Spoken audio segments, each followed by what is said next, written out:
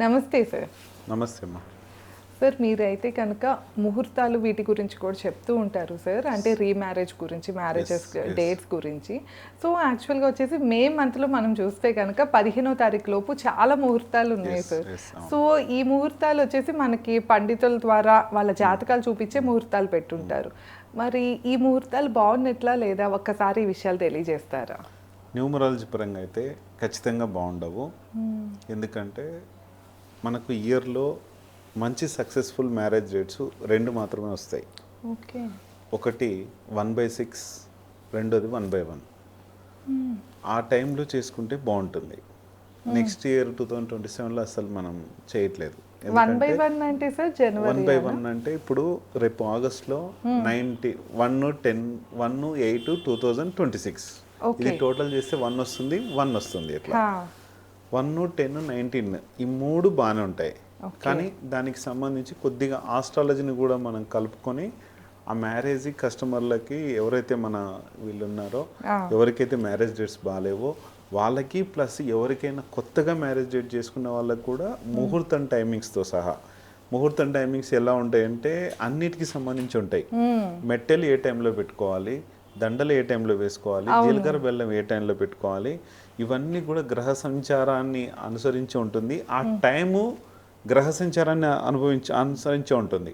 ఇప్పుడు మనకు ఆస్ట్రాలజీలో ప్రతిదీ కూడా గ్రహ సంచారాన్ని, రాహు ఏ టైము, సూర్యుడు ఏ టైము, ఇట్లా గ్రహ సంచారాన్ని అనుసరించి ఎట్లయితే పెడతారో న్యూమరాలజీలో టైమింగ్స్ ఉంటాయి. ఈ టైంకి పెడితే ఈ యొక్క పవర్ ఉంటుంది అనేది. అది బ్రహ్మముహూర్తంలోనా లేకపోతే వాళ్ళకి ఏ టైమింగ్స్ వస్తాయి, ఇద్దరికి కూడా ఆ టైమింగ్స్ని బట్టి ఆ డేట్లో మేము డిసైడ్ చేసిస్తాము. అది కరెక్ట్గా చేసుకుంటే సరిపోతుంది. ఎందుకంటే నేను ప్రతి వీడియోలో నేను చెప్తూనే ఉంటాను, తిథికి తేదీకి చాలా డిఫరెన్స్ ఉంటుంది. మనం ఎప్పుడు తేదీని గురించే మాట్లాడతాం, తిథిని గురించి మాట్లాడట్లే. దాదాపు ఒక 20-30 ఇయర్స్ అయిపోయింది. మనం అప్పటి వరకు అప్పుడేమో తిథులలోనే ఉండేవాళ్ళం, ఎక్కువ తిథి గురించే మాట్లాడేవాళ్ళం. 20-30 ఇయర్స్ బ్యాక్ అయితే అప్పటి నుంచి కొద్దిగా మూమెంట్ చదువుతూ ఏ రోజు డేట్ మీ మ్యారేజ్ డేట్ అంటే ఇప్పుడు మనము ఈ మే మంత్లో May 1కు ఇట్లా డేట్స్ బర్త్డేస్ కూడా అలాగే తిథుల ప్రకారం చేసుకుంటారు. ఏదైనా సంవత్సరికాలు ఎవరైనా చనిపోయిన వాళ్ళు పెద్దవాళ్ళకు ఉంటే అట్లా చేసుకునేవాళ్ళు. ఇప్పుడు అన్నీ కూడా డేట్ల మీదకి వచ్చేసినాయి. ఆ డేట్ల మీదకి వచ్చినందుకు ఆ డేట్ పవరే ఉంటుంది ఎక్కువ. ఇప్పుడు ఈ మంత్లో మే మంత్లో వచ్చేసి 1వ తారీఖు, 3rd రోజు, 5th రోజు, 6th రోజు, 7th రోజు, 8th రోజు, 13th రోజు, 14th రోజు ముహూర్తాలు ఉన్నాయని చెప్పేసి మనకు ఈ మన ఎవరైతే పండితులు పెట్టి ఇచ్చారో. కానీ ఇది మనకు ఆ యొక్క రాశి ఫలం వాళ్ళవన్నీ చూసుకొని మంత్ యొక్క పవర్ని చూసుకొని ఆ తిథిని బట్టి ఈ డేట్లు వీళ్ళు డిసైడ్ చేశారు. ఇందులో తప్పు లేదు. కాకపోతే ఏంటంటే వాళ్ళ దాని గురించి ఆ తిథుల ప్రకారం మంచి తిథులు వచ్చాయి కాబట్టి వాళ్ళు పెట్టారు. Okay, perfect. కానీ ఇక్కడ న్యూమరాలజీ ఏం చెప్తుందంటే డేట్ని తీసుకుంటుంది ఎక్కువ. ఇక్కడ తీసుకుంటే 1/7 కోడ్ ఇది అస్సలు బాగుండదు. ఎట్లా బాగుండదు అంటే 1 పవర్ ముందుకు తీసుకెళ్తే 7 పవర్ వద్దు, ఇక్కడే ఆగిపో, నువ్వు మొత్తం ఇంటికి అంకితం అయిపో, లేకుంటే భార్యాభర్తలు దూరం పెట్టడం ఇదంతా చేస్తుంది. అంటే 7 ఏంటి, సన్యాసి నంబర్ ఇది.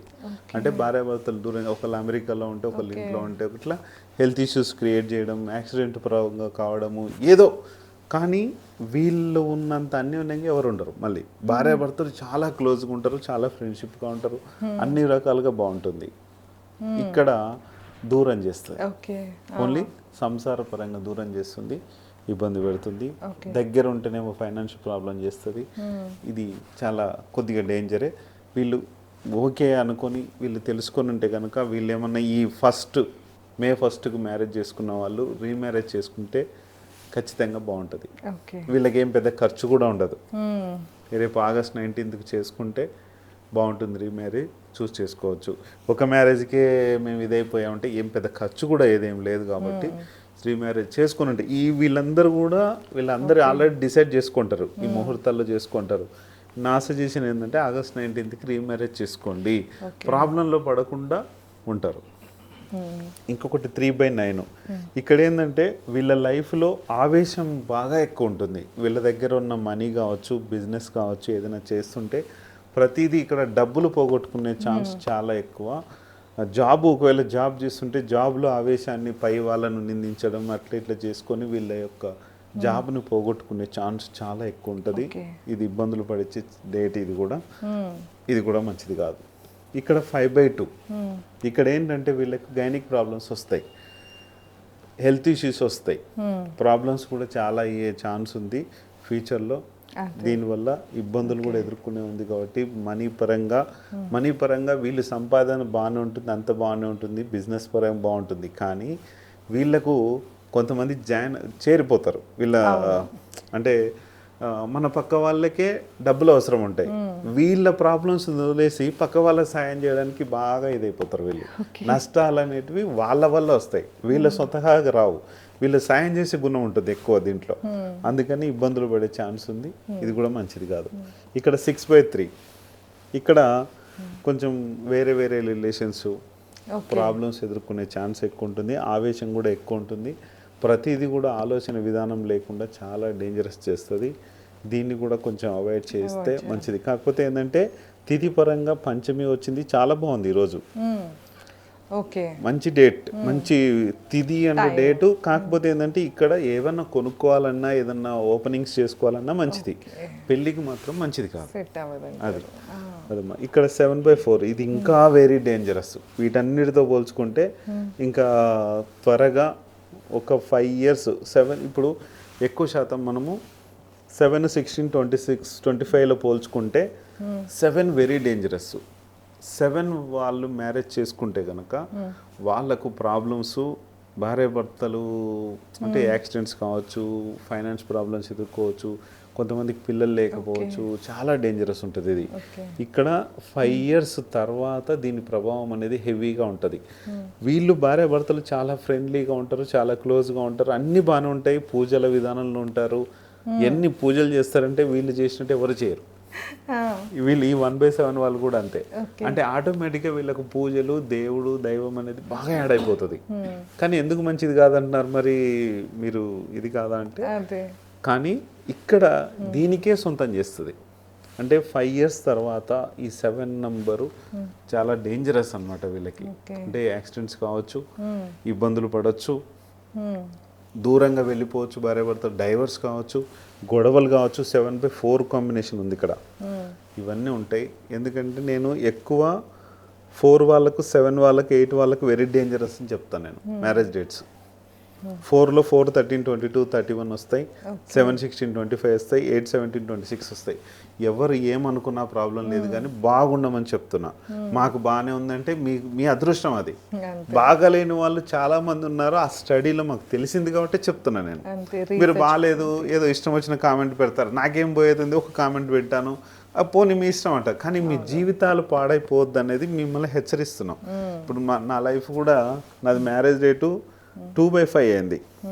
చాలా ఈ 5/2 ఎట్లా ఉంటుందో 2/5 కూడా అంతే ఉంటుంది. దగ్గరున్న వాళ్ళకు డబ్బులు ఇచ్చి మోసపోతారు. అట్లా నేను కూడా చాలా వరకు కోట్లలో మోసపోయాను. కానీ మళ్ళీ రీమ్యారేజ్ చేసుకున్న తర్వాత అన్ని బిల్డ్ చేసుకొని సక్సెస్ అయ్యాం. అందుకనే సక్సెస్ కమ్మని చెప్తున్నా. ఈ సక్సెస్ ఎక్కడ ఉంటుంది? మన భారతదేశానికి సొంతం. సక్సెస్ నా ఒక్కని సొంతం కాదు కదా. మనం సక్సెస్ అయితే మన ఫ్యామిలీ సక్సెస్ ఉంటుంది, మనతో పనిచేసేవాడు సక్సెస్ అవుతాడు, 10 మందికి ఉపాధి కల్పిస్తావు నువ్వు, అన్నీ ఉంటాయి కదా. అందుకే నేను చెప్పేది, ఒక సక్సెస్ ఎలా ఉండాలి? అది 1లో ఉండాలి. 1, 10, 19లోనే చాలా పవర్ఫుల్ ఉంటుంది. కానీ ఇక్కడ 1ఏ కదా మరి. అవును, కాకపోతే టోటల్లో 7 వచ్చింది కదా. ఈ 7 ప్రభావం అనేది హెవీగా చూపిస్తుంది. అంటే ఇది లాక్కెళ్తే ఇదేమో డౌన్ఫాల్ చేస్తుంది. అందుకనే కోర్స్ చూసుకోవాలి, తాలిబొట్టి కట్టే టైం చూసుకోవాలి, ఇవన్నీ కూడా చూసుకోవాలి. అవన్నీ చూసుకొని పర్ఫెక్ట్గా ముందుకెళ్తే వీళ్ళకు అడ్డం పడే వాళ్ళు ఎవరు ఉండరు. కాకపోతే ఏంటంటే ఇంకొకటి, వీళ్ళ డేట్స్లో మ్యారేజ్ చేసుకుంటున్నారు కదా, వీళ్ళ డేట్ ఆఫ్ బర్త్ కూడా కరెక్ట్గా చూసుకోవాలి. ఇప్పుడు వీళ్ళ డేట్ ఆఫ్ బర్త్ చూసుకోకుండా కొంతమంది చేస్తుంటారు. ఇప్పుడు ఫ్రెండ్స్ చేసుకుంటారు, అమ్మనాలు, బావబామర్దులు అట్లా ఇట్లా చేసుకుంటుంటారు. కానీ ఒకవేళ డేట్ ఆఫ్ బర్త్లు ఎలా ఉన్నా సరే 25% మాత్రమే ప్రాబ్లం చేస్తాయి. మన లైఫ్లో 75% మన మ్యారేజ్ డేట్ మాత్రమే ఇంపాక్ట్ చూపిస్తుంది. ఓకే. వీళ్ళ లైఫ్ 25% డేట్ ఆఫ్ బర్త్ సరిగా లేకుండా ఏదో కొద్ది చిన్న చిన్న మాటలు అనుకుంటారు. అదేం ప్రాబ్లం లేదు. ఇప్పుడు సింపుల్ ఎగ్జాంపుల్ చెప్పాలంటే నాది 28 డేట్ ఆఫ్ బర్త్, మా వైఫ్ 19, రెండు వన్లే కదా, అస్సలు పడదు మాకు ఇప్పటికి కూడా. అంటే డబ్బు పరంగా వస్తుంది, అన్ని పరంగా వస్తాయి. ఏదో ఒక విషయంలో నేను చేసే పని ఆమెకు నచ్చదు, ఆమె చేసే పని నాకు నచ్చదు. ఇది ఎంతవరకు 25% మాత్రమే ఒక పనులు ఇప్పటికి కూడా ప్రజెంట్ నడుస్తుంది. కాకపోతే 75% మన లైఫ్లో మా వైఫ్ అడ్వకేట్ కాబట్టి తను లైఫ్లో సక్సెస్ ఉంది, మనీ పరంగా వస్తున్నాయి. నా లైఫ్లో నా బిజినెస్ పరంగా న్యూమరాలజిస్ట్గా నేను సక్సెస్లోనే ఉన్నాను. 75% మన లైఫ్లో సక్సెస్ ఉన్నాం, 25% ఇబ్బంది పెడుతుంది. ఈ ఇబ్బందులు ఎలాగా, సరే డేట్ ఆఫ్ బర్త్ల నుంచి 25% పనిచేస్తుంది కాబట్టి ఆ సక్సెస్ అలా ఉంటుంది. అందుకనే ఓపెన్గా నేను క్లియర్గా చెప్తున్నా, ఎవరి లైఫ్లో అయినా కూడా ఉంటుంది 25%. 75% అంటే మన లైఫ్లో సక్సెస్ అయినాం కదా. అప్పుడు మ్యారేజ్ డేట్ బాగాలేనప్పుడు మా లైఫ్ ఓన్లీ 5% మనీ పరంగా కానీ అట్లా చాలా ఓడిపోయాం. 75% సక్సెస్ అయ్యాం కదా, సరిపోతుంది కదా. సో 25% అనేది నార్మల్ ఎవరి విషయంలో అయినా. అందుకనే చెప్పేది ఏంటంటే ఇది ఎవరికైనా సరే నేను చెప్పేది 8 కూడా చేసుకోవద్దు, 8/5 ఉంటుంది. ఇక్కడ ఏంటంటే గైనిక్ ప్రాబ్లమ్స్ కష్టాలు కూడా ఈ డేట్లో కూడా వస్తాయి 8లో. ఇది కూడా చేసుకుంటే కనుక ఒకవేళ చూసుకోండి.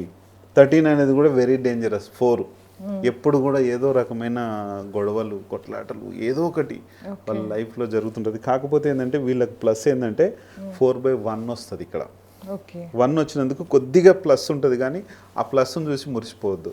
నేను అనేది ఏంటంటే మ్యారేజ్ డేట్ రీమ్యారేజ్ డేట్ మార్చుకొని మంచి పవర్ఫుల్గా ఉంటే సరిపోతుంది. ఇక్కడ కూడా 5/2 వస్తుంది, 14 కూడా 5/2 వస్తుంది. ఇది కూడా ఇలా చేస్తుంది కాబట్టి కొద్దిగా 4 కూడా యాడ్ అయింది, కొంచెం డిస్టర్బెన్స్ అయ్యే ఛాన్స్ ఉంది. తొందరగా ఇప్పుడు చేసుకున్న వాళ్ళు ఎవరెవరైతున్నారో రీమ్యారేజ్లు తొందరగా చేసుకోండి.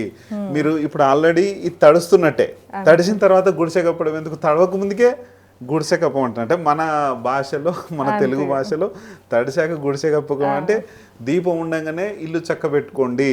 మీకు తెలిసినప్పుడు చేసుకోండి. ఇదేదో డబ్బు ఖర్చు అవుతుందో ఏదో ఫంక్షన్ హాల్కి ఖర్చు. ఇప్పుడు మేము తీసుకునేది కూడా ఫంక్షన్ హాల్కి, రూమ్స్కి, అకామిడేషన్కి మాత్రమే తీసుకుంటున్నాం.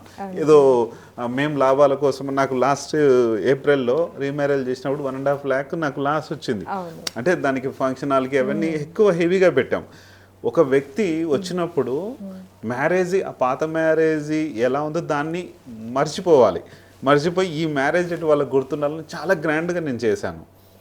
ప్రాబ్లం లేదు నాకు. ఏదో ఒక టైంలో మన బిజినెస్లో సక్సెస్ అయినా అదంతా ఇబ్బంది లేదు. అట్లాగా ఒక ఫీజు పెట్టాము, దాన్ని చూసుకొని 19th ఆగస్టు శ్రావణ మాసంలో వస్తుంది. చాలా పర్ఫెక్ట్ డేట్ కూడా ఉంది, చూసుకొని చేసుకుంటే 100% బాగుంటుందమ్మా.